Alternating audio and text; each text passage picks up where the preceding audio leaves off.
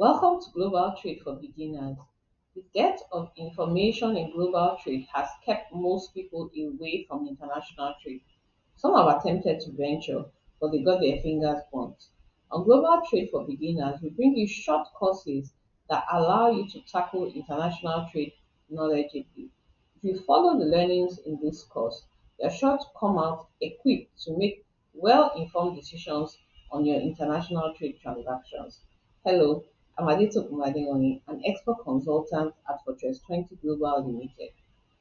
In this episode of Global Trade for Beginners, we're looking at basic exports for policy makers. This course is designed for policymakers, for government officials, and stakeholders involved in trade policy and export facilitation. In, in the course of this learning, key concepts, regulations, and best practices to help you understand and facilitate effective export strategies will be shared with you. If you effectively understand these things and apply them, it will help move the export industry forward considerably and generate foreign exchange for your country. The key objectives of this course are to understand the fundamentals of exports and their importance to the economy, identify key regulations and compliance requirements for exports, learn best practices to support exporters and improve trade policies, and to develop strategies to enhance export competitiveness in your own region. This course will cover introduction to exports, export regulations and compliance, supporting exporters, enhancing competitiveness, and the conclusion. This video has been divided into four parts to make it easy for you to follow and understand. Let's start with the very first part.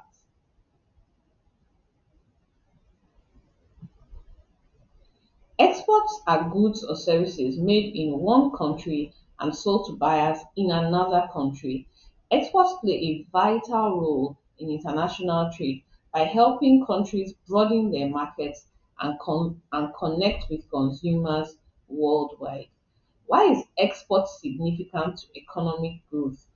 One, because it boosts the GDP. Exports increases a country's gross domestic product by generating income from foreign sales and contributing directly to national economic output. Number two, for job creation. Export industries create jobs in manufacturing, services, and other sectors. Number three, for foreign exchange earnings. Exporting goods helps countries earn foreign currencies, which can be used to pay for imports, to manage their debts, and to stabilize exchange rates. Number four, for diversification. By exporting a variety of products, countries can reduce their reliance on domestic markets and spread economic risk across multiple regions. Number five, for innovation and competitiveness. Exposure to global markets encourages innovations and improvement in product qualities because exporters must meet international standards and adapt to global competition. Number six, to access new markets. Exporting allows businesses to expand beyond their domestic market. This increases sales, improves their opportunities, and their profitability. And lastly, for the improvement in infrastructure. Increased export activity often leads to investment in infrastructure such as the ports, the roads, and communication network. And this supports the overall economic development of a country. Exports can be broadly categorized into two main types. Number one, the goods export, and number two, services exports.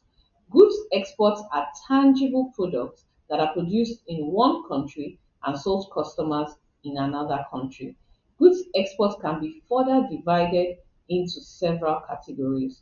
The first is the consumer goods. These are products that are intended for final consumption by individuals or households, such as clothing, electronics, food items, and household appliances. Number two, capital goods. These are equipment and machinery used in the production of other goods or services, such as industrial machinery, vehicles, and construction equipment.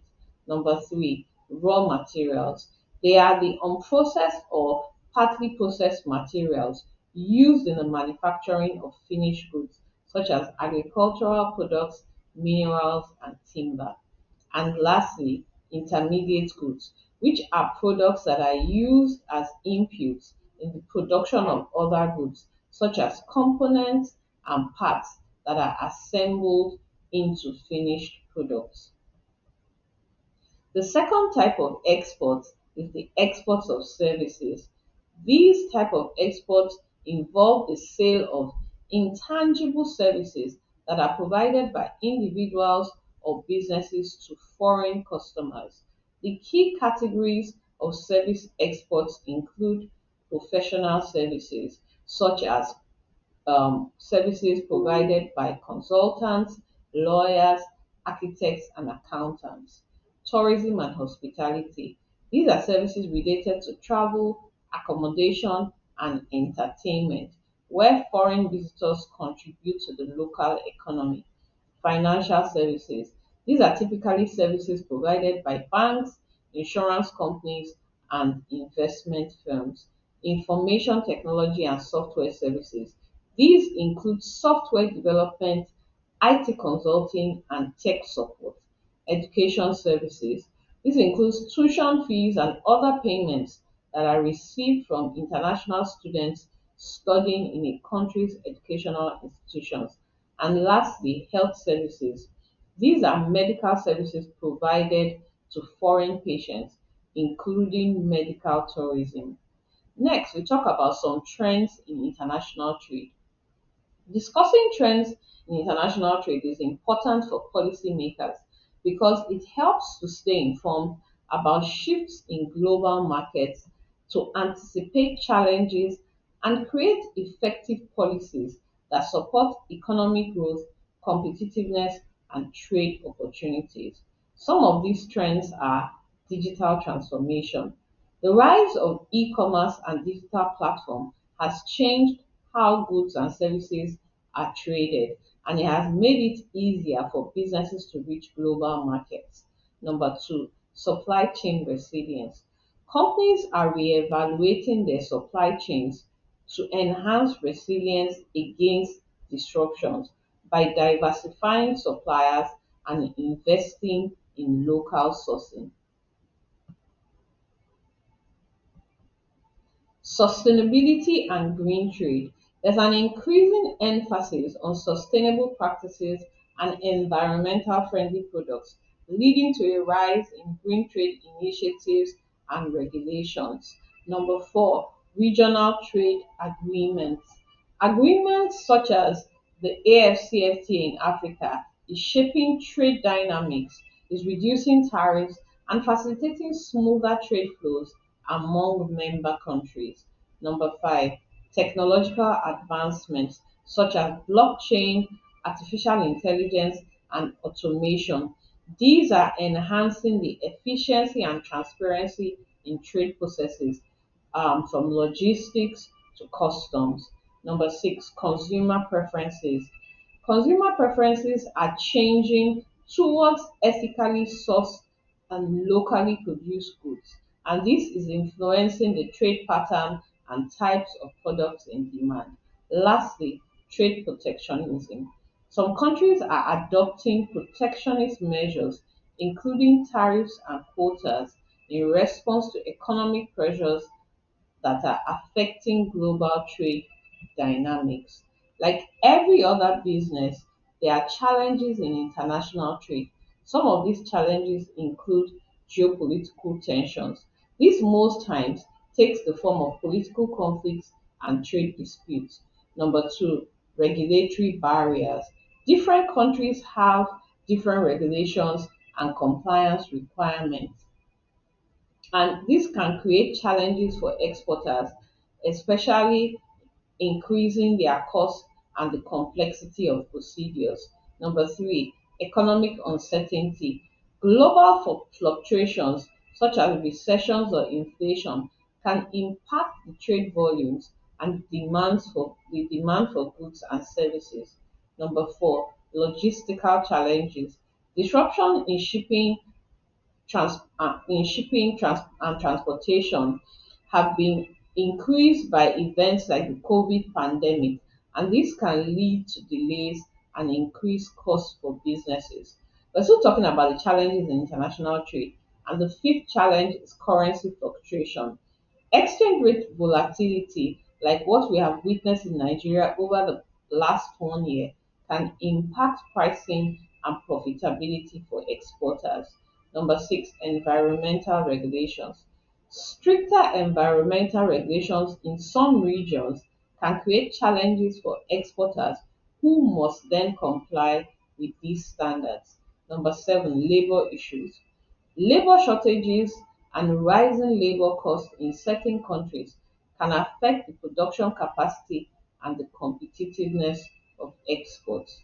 In conclusion, the landscape of international trade is shaped by various trends while also facing challenges like tensions, regulatory barriers, and economic uncertainty.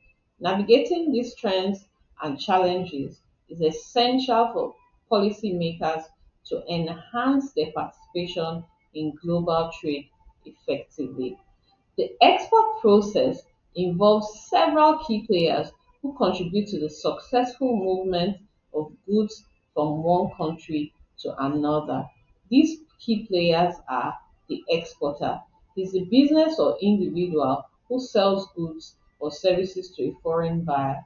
The importer is the buyer in the destination country who buys goods from the exporter. The freight forwarder is a logistics expert who helps coordinate the transportation of goods, the handling of documentation, the booking of cargo space, and navigating customs procedures. The customs broker is the fourth player. He's a licensed agent responsible for ensuring that shipments comply with customs regulations and helping to clear goods through customs. Number five is the shipping line. This is the company that provides the transportation service either by sea, air, or road, or even including rail, to move goods from the exporting country to the importing country. Number six, the custom authorities. The government agencies in both the exporting and importing countries that regulate the movement of goods across borders are the customs agencies. Number seven, the banks and the financial institutions. These players facilitate trade financing, payment, and provide export credit or insurance services. Number eight, the inspection agencies. These are the third party agencies who are typically responsible for verifying the quantity, the quality, or the safety of goods before they are shipped to ensure that they meet required standards. Number nine are the insurance providers. These are the companies that offer cargo insurance to protect exporters and importers against losses or damages during transportation. And lastly, the export promotion agencies. They are the government or industry bodies that support exporters by providing market information, trade advice, and assistance in entering foreign markets. Each of these players play a crucial role in ensuring the smooth, efficient, and compliant flow of goods across international borders. In the next video, which is part two, we'll talk about export regulations and compliance, and this will cover understanding export regulations and key export documentation. Thank you for joining us. Join us in the next video as we move on to the part two of the basic export for policymakers course. See you soon.